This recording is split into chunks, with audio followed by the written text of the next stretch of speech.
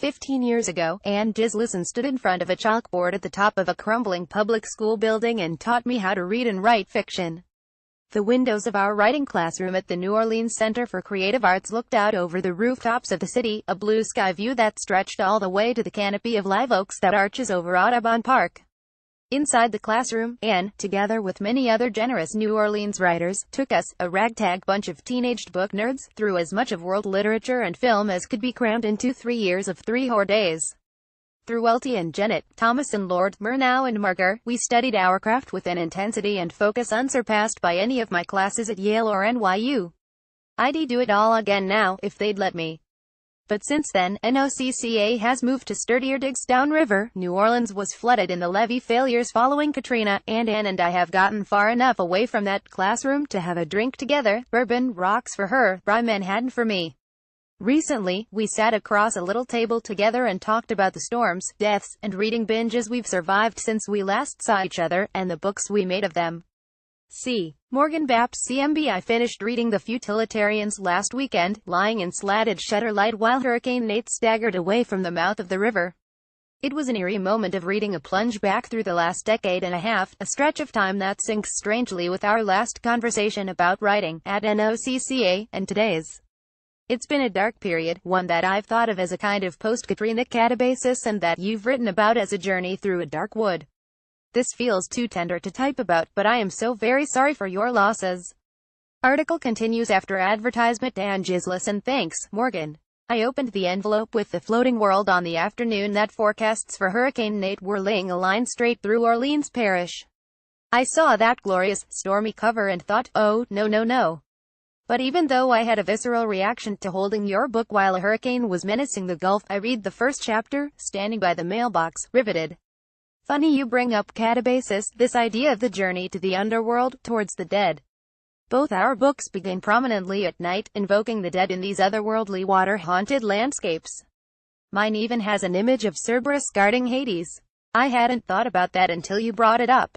CMB. I knew from your first page, when, on your nighttime industrial jungle cruise you drink cocktails called Night of Deepening Memory, that we were prowling the same territory. I became weirdly obsessed with the underworld after Katrina. In those weeks of flood, we had been literally separated from our lives by a dark, reeking lake, and it seemed likely that we would never be allowed to return to the other shore. I was worried about how much we would forget, and whether it would be possible to rebuild this city that sometimes seems to function solely out of habit when so many of its memories had been washed away.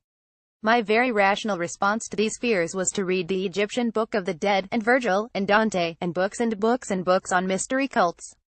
It probably would have been good for my sanity if I'd tried to get other people to read with me, but I doubt I could have drummed up much interest in a Stygian crisis reading group. I'm interested to hear that you didn't intentionally load your book with the catabasis that, probably due to my personal fixations, I found all over it, from your discussion of Koestler's night journey archetype to your trips to Angola where you find shades of your father in the visitation room with his former client. I found myself thinking a lot about Aeneas while I read The Futilitarians. When he goes to Hades, it's not to drag anybody back up to the daylight again but to check up on Dido and hang out with his dad. Your voyage, like that one, seemed to be about reaching to the dead for understanding, for communion. About achieving a sufficiently strong grip on the past that you can carry it forward into the future. Considering my father's threat that if I ever wrote about my sister's suicides, he would take his anger over it to his grave, writing the memoir did feel like reaching out to him in his underworld of murky, conflicted motivations. I was also obviously trying to understand my sisters, who I was really writing about for the first time. While I was working on The Futilitarians, I had a picture of them on my laptop's desktop. So young and beautiful, in these strappy evening gowns, all this luminous skin. Every time I opened my laptop, there they were, Rebecca looking directly at me with a kind of smirk, Rachel looking at Rebecca. I knew I'd arrived on the other shore when, after the second or third draft of the book, one no longer felt unsettled looking at that photo. Instead, I felt a weird sort of peace, and I was able to drag it back to a neat little folder.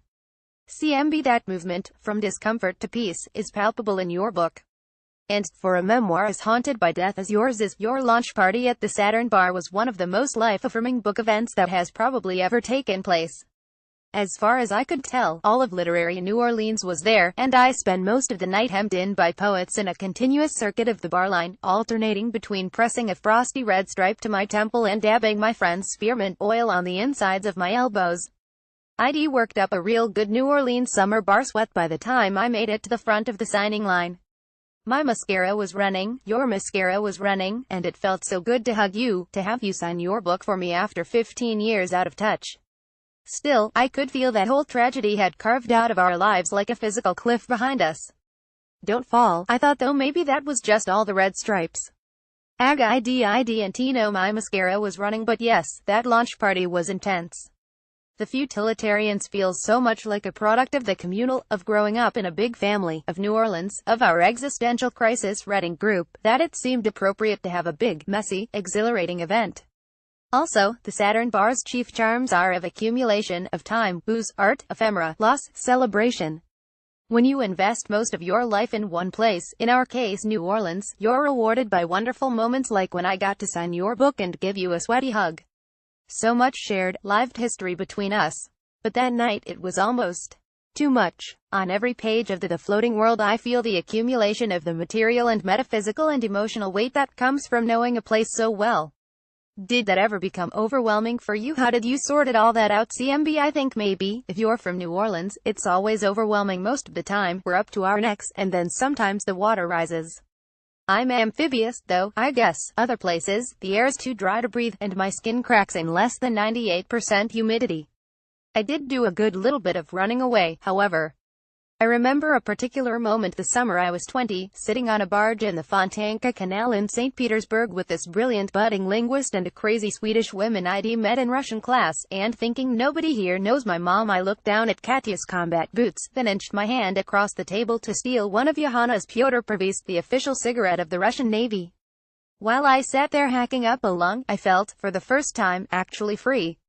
It's a sentiment I gave to Dell in the Floating World, that only away from New Orleans is it possible to self-define, but I also gave her my unhealthy dependency on this city. Ag, you know, I'm envious of your loving generosity towards the city. You write about it with so much affection and insight. I grew up in state of ambivalence towards the place, my mother many generations in and my father an outsider. For over 40 years, he harbored that particular Midwestern love for New Orleans, its wildness and freedoms. He raised 8 kids here, but even so, he always said he couldn't claim to be from the city. Our mom embraced local ritual but also created her own, encouraging us to live in a way that's most meaningful to us and not merely inherited. I think all that kept me from firmly anchoring myself anywhere within the mini cultures of New Orleans and also open to all of them. While New Orleanians can fall into generational ruts, the city at its best can teach you to be flexible across many cultural lines and create the home you want. CMB, yeah, the city's multiplicity is its best quality, that it can be for everyone, and sometimes all at once. Of course, we often also impede, neglect, and harm each other in ways that are literally deadly, as we did in 2005. I love the city, yes, but it does infuriate me that, while we throw the finest parties on earth, we can't seem to take care of each other when it matters. With the completion of my novel, though, I feel like maybe I can put the anger away and start moving beyond all that destruction towards more fertile territory. Do you feel this too, Ego? Yeah? It definitely feels as though I've left that land and arrived in another terrain, one with its own joys and difficulties. And I'll probably always be angry at New Orleans for something. Both of our books end at night, just as they began, but it is a night of a different quality, affectionate and filled with connection and fellowship. Everyone's still in darkness, but they're together, they're celebrating, and that's okay. CMB, I wonder if writing your book, which works, like the best memoir does, as a chronicle not so much of events but of mind, help you carry your grief forward. I've always thought of the compulsion to repeat and relive crisis as a pathological symptom of grief, one I suffer from, but you made me think about it in a new and really helpful way. Well, is it repeating and reliving, or is processing and remembering? As Kierkegaard said, repetition is the same movement as memory, but going the other way. Repetition is memory carried forward. But every step forward is filtered through the time that's passed, so memory is constantly being transformed. But in the floating world, time doesn't move forward in an orderly way, it seeps and swirls. CMB, yeah, it used to seep and swirl so much that I got in trouble with my editor. Through a few failed structural experiments, and the more successful ones that remain, I was trying to enact the way trauma disorders narrative. We tend to think of our lives as being strictly linear, though they're not. We expect to move forward every day, changing, growing, learning, but grief and crisis are like low-pressure systems. They suck us into them with tremendous force, even as we try to move away. In these last 12 years, I've often thought about the afternoon my brother and I spent on the levee as Hurricane George made landfall 90 miles to the east. We spent the better part of an hour standing at the brink of the shell path, looking out over the river, leaning on the wind. It was so strong that we couldn't move forward, couldn't fall. Years later, it was on that levee that a good friend of my brother's shot himself, done in by depression after the storm. Writing the novel was, in part, my attempt to understand how a disaster can stop a person's forward momentum, how, even in the aftermath, the past retains its force. Caught in Katrina's convection, I wanted to figure out if it would ever be possible to get away. On the anniversary of Katrina this year, the mayor gave most of New Orleans the day off. He called it a flash flood warning, but it didn't rain much. Instead, as far as I know, we all sat in front of our televisions watching Harvey fill Houston with water, reliving a 12-year-old storm. Everyone I know spent that day feeling awful, and we all got drunk that night, and most of us sent money and clothes to Houston, who'd taken care of us when we'd needed it. Afterwards, I felt maybe a little bit lighter, or, if not lighter, then at least less jittery, more whole, if that makes sense. When you quoted Koestler, who writes about establishing contact with the tragic plane, I thought, yes, that's what this repetition is. A way of keeping the lines of communication open with our past selves, trying to incorporate our tragedies into our lives, so that they're less like holes than mile markers. I like that, keeping lines of communication open with our past selves. And also open to other people who've suffered and are still suffering. There's such an obsession with resilience these days, the go-to word after our increasingly frequent large-scale disasters, both natural and man-made. It's used with such alacrity and approval in the news cycles that it can remove the burden from everyone else to act or even feel. I worry that it shuts out the real value in fully connecting with tragedy, and I hope that we can come to a new understanding of how we really deal with disasters, that allows people to suffer and assess and recover at their own pace, and in their own way.